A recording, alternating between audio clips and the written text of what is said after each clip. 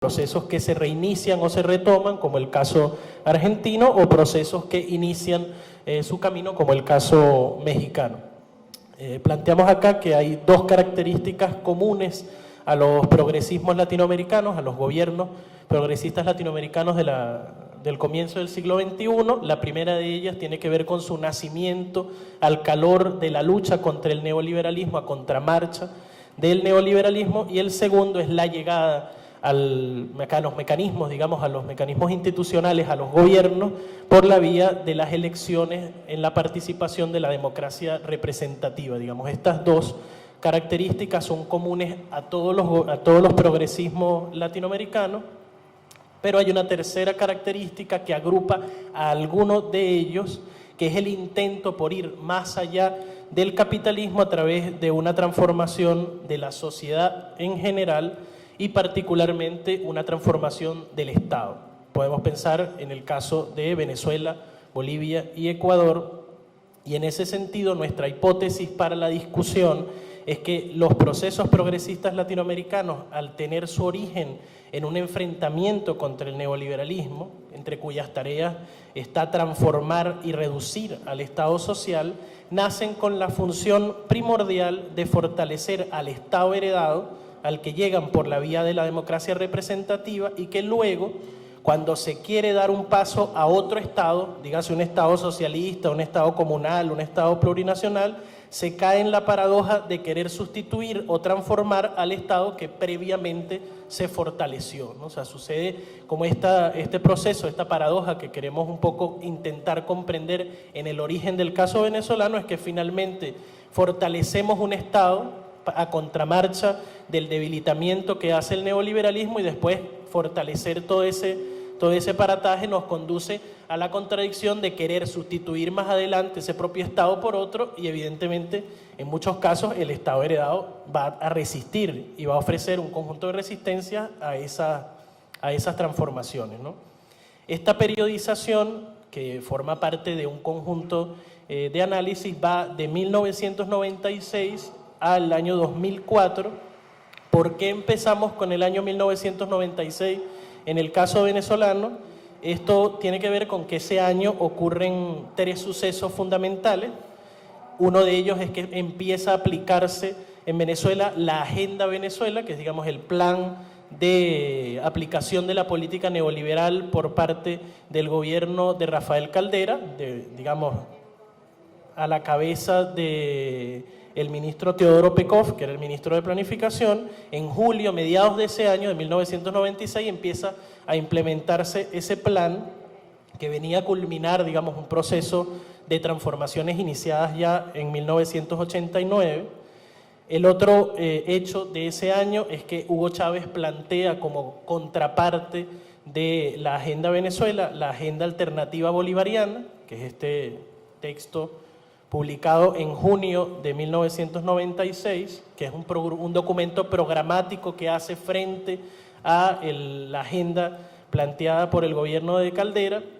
Y el tercero tiene que ver con el planteamiento que le hacen en ese año, en 1996, a Chávez, figuras que no deberían citarse mucho, pero bueno, como Luis Miquelena y Luis Alfonso Dávila, le plantean a Chávez, entre otros, la posibilidad de ganar las elecciones en 1998, y eso abre una discusión en ese año sobre la transformación de la estrategia política. Hasta ese momento se había mantenido una estrategia insurreccional y abstencionista. Chávez había insistido continuamente y de hecho había aglutinado al MBR como movimiento en torno a la abstención y en torno a incluso mantener la posibilidad de una insurrección, si no se descartaba una insurrección, y en ese año se le plantea a Chávez la posibilidad de ganar las elecciones de 1998, entre otras cosas por el estrepitoso fracaso que iba a representar la aplicación de la Agenda Venezuela en términos de popularidad del propio gobierno de Caldera y de, digamos, de sepultar al punto fijismo. Eso abre un debate que también es muy interesante, abre todo un debate sobre la estrategia política que va a ocupar el año 1996. Se van a dar una serie de discusiones, incluso, bueno, Chávez es muy enfático cuando cuenta esta historia de cómo tiene que irse incluso a a Barinas de nuevo porque se le está prácticamente fragmentando el movimiento. Buena parte de los miembros del movimiento que se habían aglutinado en función de la abstención, de no participar en el sistema político,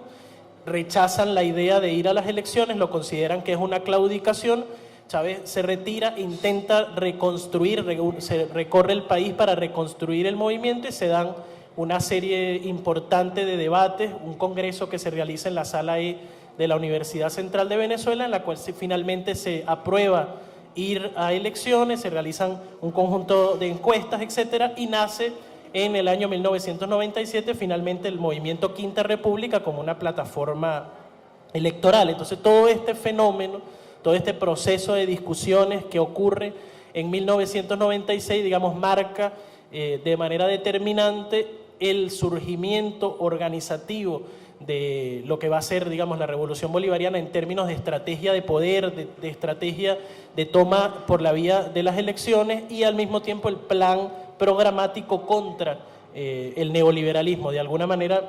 se ha discutido mucho las diferencias entre Venezuela y otros procesos en donde la presencia de los movimientos sociales en contra del neoliberalismo pareciera ser mucho más clara, como el propio caso de Bolivia y Ecuador, pero cuando uno revisa esta discusión se da cuenta de que antes de eso en Venezuela también se aglutina de alguna forma el movimiento político, el proceso y el proyecto se aglutina también para hacer frente a la avanzada neoliberal, a todo el experimento neoliberal que empieza en Venezuela en el 88. Y luego en esa periodización, ¿por qué hasta 2004? Porque en el año 2004 la consolidación de las misiones sociales, del proyecto de las misiones, va a marcar el inicio, digamos, mucho más explícito de un conflicto entre ese Estado heredado que se había venido manteniendo, desarrollando y fortaleciendo entre el 99 y el 2003, 2004, marca la aparición de las misiones, un conflicto entre ese Estado heredado y el surgimiento de una nueva institucionalidad revolucionaria que aparece o surge a partir precisamente de identificar que el Estado heredado era incapaz de llevar a cabo plenamente el conjunto de políticas sociales, de transformaciones que era necesario realizar. Entonces, en el año 1996 se plantea la Agenda Venezuela, que tenía entre sus diversos objetivos reducir, controlar el déficit fiscal, liberar los precios de la gasolina, liberar el tipo de cambio, privatizar las empresas estatales, realizar la apertura petrolera, reducir impuestos, liberar tarifas de servicios y una reforma profunda del sistema de pensiones, que es una de las cosas que más se recuerdan. Y de acuerdo con las investigaciones del profesor Juan Romero, desde 1988 se venía aplicando un ajuste político que tenía entre sus finalidades la reducción de la participación del Estado venezolano, no solo en la economía, sino en toda la sociedad en general, a la par que se iba transformando la propia estructura del Estado, una estructura que estaba determinada en buena medida por el modelo mundial de acumulación capitalista, es decir, todo el sistema mundial de acumulación capitalista y la existencia del petróleo en Venezuela había configurado el tipo de Estado que teníamos y toda la crisis mundial del comercio del propio petróleo va a implicar el inicio de la transformación de ese Estado, de la configuración de la presencia y el comportamiento del Estado. Este ajuste que inicia con el plan de Carlos Andrés Pérez va a tener su continuidad en la Agenda Venezuela, que consiste, entre otras cosas, en la aplicación casi punto por punto de los principales elementos del consenso de Washington, y se basa entonces, entre otras cosas, como decíamos, en la reducción de la participación del Estado en la sociedad, y de hecho se logra de manera bastante eficiente este plan, en la medida en que, con datos que recoge el profesor Romero también, entre 1988 el Estado que participaba en la exportación de productos no petroleros con cerca del 65%, va a pasar en 1992, en muy poco tiempo, a exportar. El sector privado va a ser el que reemplace ese papel del Estado y va a ser el que empiece a exportar los sectores no petroleros en el cerca del 67%. Entonces viene un proceso en la década de los 90 de desmantelamiento del Estado, de transformación, digamos, si queremos decirlo así, porque es parte de la discusión, si dentro del neoliberalismo hay un tipo específico de Estado o un no Estado o un Estado con unas características específicas, hay un proceso de desmantelamiento, de transformación del Estado venezolano. Entre 1991 y 1998 se realiza la privatización de un conjunto importante de empresas estratégicas, entre ellas las empresas telefónicas, la empresa de la aerolínea Viasa, se privatiza Sidor, se privatiza la Compañía Nacional de Cemento, que curiosamente todas estas empresas, la totalidad de estas empresas van a ser renacionalizadas en el proceso de radicalización de la Revolución Bolivariana, es decir, no son nacionalizadas en los primeros años, son renacionalizadas en el 2007, cuando se declara el carácter socialista de la Revolución Venezolana y se avanza en ese sentido y se da esa renacionalización. Entonces, frente a ese plan, Chávez y el conjunto del movimiento lanza la Agenda Alternativa Bolivariana, que se plantea inmediatamente una reestructuración del Estado, una reestructuración de todo el sistema político, y se propone combatir la desnacionalización y la reestructuración de todas las instituciones que van a tener o se van a plantear con un papel estratégico dentro de la sociedad. Luego, en 1998, cuando se lanza el plan electoral de Chávez en la campaña del 98, se plantea también nuevamente la reestructuración del Estado para que sea un Estado eficiente, un Estado rector en las políticas públicas, un Estado garante de la paz, de la justicia social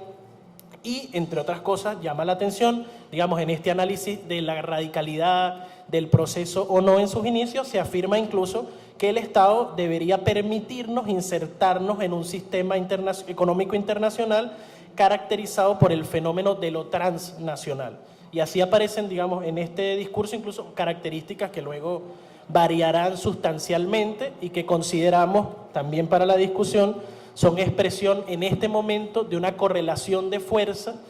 que era una correlación de fuerza de distinta naturaleza, que venía de partidos incluso moderados de derecha hasta partidos tradicionalmente de izquierda, que es la correlación de fuerza con la que Chávez gana las elecciones.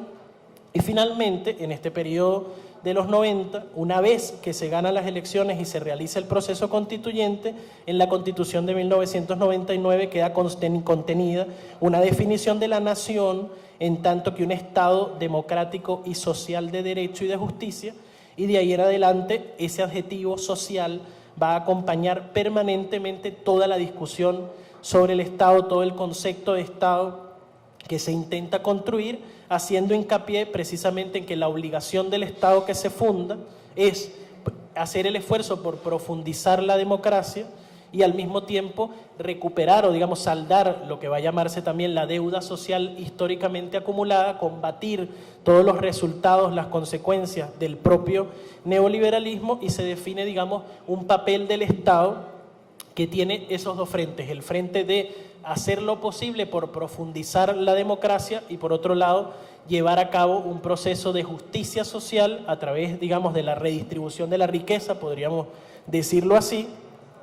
Y esto es lo que va a ocurrir durante los primeros años de la Revolución Bolivariana, ese Estado democrático y social y de justicia, que es una respuesta, nosotros mantenemos para la discusión también, que no solo es una respuesta a la descomposición social acumulada de la Cuarta República, sino que es una respuesta directa a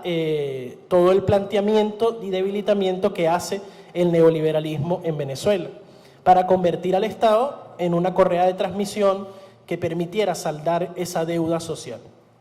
Durante esos primeros años hay una diferenciación que hace Juan entre los primeros 2 años, entre 1999 y 2000, que son 2 años en los que se mantiene incluso parte de la política económica que venía heredada, no hay un proceso inmediato de radicalización. Sin embargo, en el 2001 sí ocurre un proceso de radicalización en el que se plantea aumentar mucho más el tamaño del Estado, se plantea la reforma agraria, se plantea una cantidad de políticas petroleras importantes en torno a esto, y, digamos, es lo que trae como consecuencia, entre otras cosas, el propio golpe de Estado del año 2002. Y ese proceso, ese cambio es clave porque el fortalecimiento de la industria petrolera, esta idea de cómo se fortalece la industria petrolera en los primeros años del gobierno de Chávez, el pilar que va a representar la industria petrolera, es muy importante porque tiene que ver con nuestro análisis histórico sobre el papel del petróleo en la configuración del Estado, el papel del petróleo en la configuración del Estado venezolano, el papel del petróleo en el objetivo de redistribución de la riqueza, con lo cual también se plantea una discusión muy interesante, muy importante, porque hasta ahora se le ha dejado en general a la academia de oposición o de derecha todo el análisis sobre esa relación entre el Estado y el petróleo, todo ese concepto de petroestado, que es muy interesante, construido por Fernando Coronil, es bastante poco incorporado en la discusión del chavismo, y uno piensa entonces, sí, y es un planteamiento también para la discusión, si el movimiento de los 90, liderado por todos estos Chicago Boys y por todos los tecnócratas que querían desmantelar al Estado venezolano, es básicamente un movimiento que se alza contra el petroestado existente, el Estado petrolero que existía previo a 1988, la revolución bolivariana de alguna manera nace como una respuesta a ese desmantelamiento y nace, por lo tanto, como una retoma y refortalecimiento del propio petroestado, lo cual nos llevaría a preguntarnos cuáles son las continuidades y las rupturas entre el petroestado que existía antes de la llegada de Chávez y el petroestado que se construye y se fortalece cuando Chávez llega, y luego preguntarnos, no desde el moralismo con el que se hacen a veces ese debate los antiextractivistas, sino preguntarnos cuánto contribuye o no para superar o construir el socialismo la existencia de ese petroestado, la característica que tiene ese petroestado, y cuánto de él es inherente al modelo de acumulación capitalista, cuánto del petroestado es inherente al modelo de acumulación capitalista, y por lo tanto cuánto de ese petroestado que sigue existiendo se resiste a las transformaciones y es un elemento de resistencia del Estado burgués. Y en ese sentido, luego se van desarrollando las dinámicas históricas de la Revolución Bolivariana, viene el golpe de Estado del año 2002, que supone como respuesta una radicalización interna del proceso bolivariano, pero al mismo tiempo supone la toma de conciencia, digamos, de parte del comandante Chávez, porque lo escuchamos y lo leemos y sabemos, está recogido lo que pensaba, hay una toma de conciencia de las propias debilidades del Estado heredado, de las propias debilidades de ese Estado que teníamos hasta ese momento, que no es el Estado el que garantiza o el que impide el golpe del 2002. Es decir, el golpe del 2002 no se revierte porque las instituciones hayan sido fuertes, ni se revierte porque hayamos tenido un cuerpo de instituciones sólidas que defendieran, que fueran capaces de defender la democracia. Se revierte el golpe de Estado del 2002 porque hay una movilización popular y porque hay una conjunción entre la movilización popular y las Fuerzas Armadas que impide y revierte el golpe de Estado. Chávez toma conciencia de eso. En varios momentos posteriores al golpe se plantea la aparición de los círculos bolivarianos, se plantea la aparición de los consejos locales de planificación popular, y se plantea la idea de nosotros tenemos que construir esta democracia profunda, protagónica, que es finalmente esa organización la que nos salvó, y construirla de alguna manera en paralelo, que es una cuestión que de alguna manera todos siempre lo dijimos durante ese momento, pero poco se ha sistematizado. Se empieza a construir un proceso de aparición de una organización institucional revolucionaria paralela al Estado heredado, que son todo este cuerpo de organizaciones populares que, digamos, cogen forma gracias a leyes, a impulsos que se dan desde la iniciativa de Chávez, básicamente, pero del movimiento que lo acompaña, pero se construye en paralelo. De hecho, en el taller de alto nivel, que es un documento fundamental, y también en conversaciones con Marta Harnecker, Chávez reafirma continuamente en el taller de alto nivel, le reclama directamente a sus alcaldes y a sus gobernadores, le dice, no es posible que yo tenga alcaldes, gobernadores y ministros, etcétera, etcétera, pero sean incapaces de llevar a cabo la política social de la Revolución Bolivariana. Si ustedes no lo hacen, lo voy a tener que hacer yo, y funda las misiones. Por eso, digamos, nacen las misiones sociales ante el reconocimiento inmediato de que había una debilidad y una incapacidad del Estado heredado para llevar a cabo toda la política social. Si el Estado heredado, el Estado que teníamos en esos primeros años, hubiese sido capaz de hacerlo, no hubiese sido necesario crear todo un cuerpo de misiones sociales que venían a constituir una especie de Estado paralelo, y eso supone el nacimiento que se hace explícito este año, una contradicción permanente, una tensión permanente entre el Estado heredado, el Estado que tenemos, porque finalmente de alguna manera es todo el cuerpo de instituciones que seguimos teniendo, ese cuerpo del Estado heredado y el nacimiento y la necesidad de constituir una nueva institucionalidad, un nuevo Estado revolucionario o un nuevo cuerpo de organizaciones revolucionarias. Esa tensión va a hacerse explícita a partir del surgimiento de las misiones y va a suponer que de ahí en adelante se va a generar una tensión permanente entre todo ese aparato de la institucionalidad, una tensión a la que Chávez hará hincapié todo el tiempo, hasta el golpe de timón, hasta los últimos documentos hará hincapié permanente sobre esa contradicción entre las instituciones, los ministerios, el cuerpo de instituciones existentes y todo lo que tiene que nacer y no nace producto de bypaseos, atropellos, etcétera, etcétera, ¿no? Entonces, de ahí nos planteamos un poco esa contradicción, nos planteamos también el hecho de que esa no es una contradicción inherente a un proceso que sucede felizmente y sin ningún tipo de perturbaciones, sino que al contrario, es un proceso contingente, un proceso que viene permanentemente amenazado externamente y amenazado internamente, y nos plantea también la discusión de, bueno, como nosotros teníamos, eso es lo que teníamos, digamos, el Estado heredado era el aparato que teníamos, pero además si nos amenaza el imperialismo, si nos amenaza la derecha interna, nos defendemos con el Estado que viene, que no existe, o nos defendemos con el aparato de soberanía del Estado que sí existe, pero que guarda y arrastra todas las rémoras y todas las debilidades propias de esa institucionalidad que no se transforma completamente.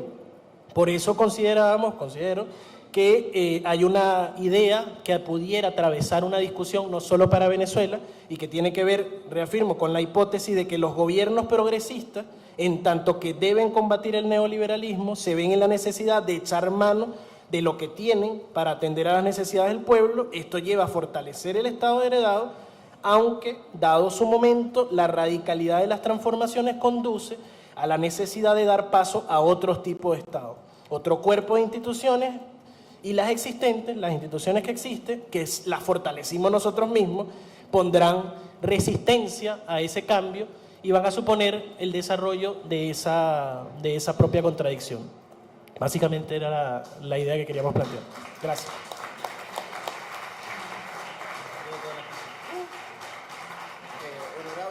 Bien. Hemos tenido unos participantes muy disciplinados, todos se han atenido